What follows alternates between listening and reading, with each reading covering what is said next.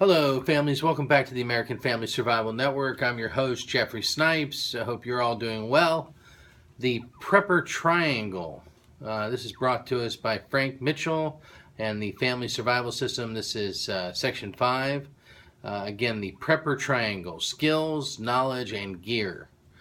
In this section, we'll introduce you to the fundamental concepts of prepping that will keep you alive and even thriving through even the worst disaster.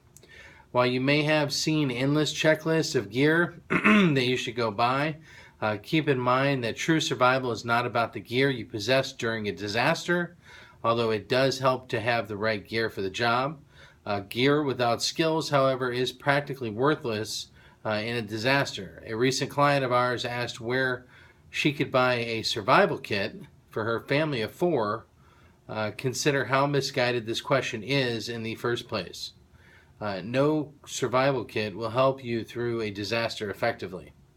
There is no off-the-shelf box or bag that contains the tools you need to survive. Most of the tools you need to survive should reside between your ears. Okay, so skills. Our definition of a skill is pretty simple. A process that you can successfully perform that will produce a positive result. It's that simple. If you know how to do it and can actually perform the task, it's a skill.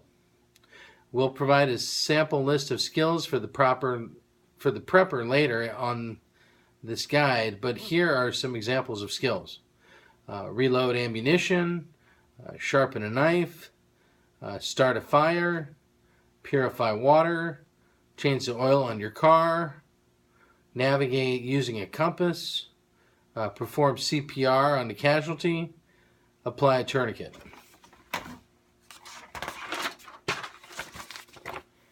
These are just some examples of prepper skills, but take note of the fact that they are very specific, very laser-focused skills. We don't want to hear about broad stroke skills, and we don't want the 30,000-foot view. We don't want to hear I'm good with animals, or I work on my own car, or I know a lot about guns. Those aren't skills, and by making such statements, you could be deceiving yourself as to your true ability in that realm. Take guns, for example. Everyone knows someone that is good with guns, quote unquote, but what does that really mean? Does it mean that the individual can shoot a 1-inch or smaller group at 100 yards with a scoped rifle, completely disassemble his weapon and name every part, successfully zero the scope or iron sights? What we are speaking of are the specifics of how to perform the task and being able to actually perform the task in question. Realize that skills are the most important part of survival, and that's why they place them at the top of their prepper triangle. The skills you possess are the most important part of your ability to survive. This is where most survival types go off the rails. Since they've been conditioned by the media, friends, and over-eager marketing firms that the key to survival is stockpiling guns, ammunition, MREs, meals ready to eat, and acquiring a bug-out vehicle, all of these things are utterly useless to you if you don't possess the skills needed to use them. On the other hand, if you possess the skills you need, you don't always need the gear. Take water purification, for example. Water is almost always the number one consideration in a survival situation.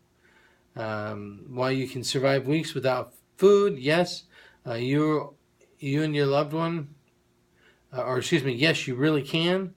You can only survive several days without water, perhaps less if the conditions are right or wrong, depending on how you see it. There are a host of products out there to purify water with. UV pens, pills, ceramic filters, gravity filters, and just about everything in between. These gadgets are very nice to have, but really aren't necessary. Do you possess the skills to turn ordinary lake or river water into something drinkable? Can you use an ordinary plastic bottle and nothing else to purify your water? Do you know how to take common household bleach and in what quantity to purify your water? To take this a step further, take 2 survivalists. One of them purchases a Katadyn hand pump water filter, one of the finest filters available on the planet today at any price. He doesn't know much about purifying water. All he knows is that he sticks the end of the hose into the water he wants to draw from and then pumps. The other hose puts out clean, drinkable water. That's all he knows. The other fellow, however, can purify water with at least 3 different methods, none of which require special gear, and all of which can be accomplished using common household goods, or even no goods at all. A late-night earthquake strikes these 2 survivalists. The first one stumbles out of the bed and grabs his bug-out bag, and only to find that it has been crushed under a fallen roofing. Wow. His Catadine ceramic filter lies at the bottom of the pack. The housing is cracked and the ceramic within is broken. The other survivalist exits his home and, realizing the water mains have burst, quickly gathers up as much water as he can in buckets and begins purifying them with bleach. Which one will die in this scenario? Skills trump gear every day of the week.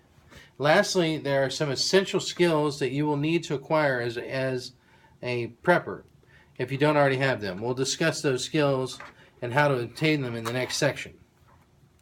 Okay, so folks, as you can see, there's a lot to learn about survival, and this is a wonderful guide. So thank you, Frank Mitchell, for the Family Survival System. Folks, in the meantime, please remember to go to the AmericanFamilySurvivalStore.com for all your family's emergency and survival needs, and protect and safeguard your family, and fear not, okay? So please remember to always protect and safeguard your family, hope for the best and prepare for the worst, fear not, and God bless. Thanks so much. Have a great day.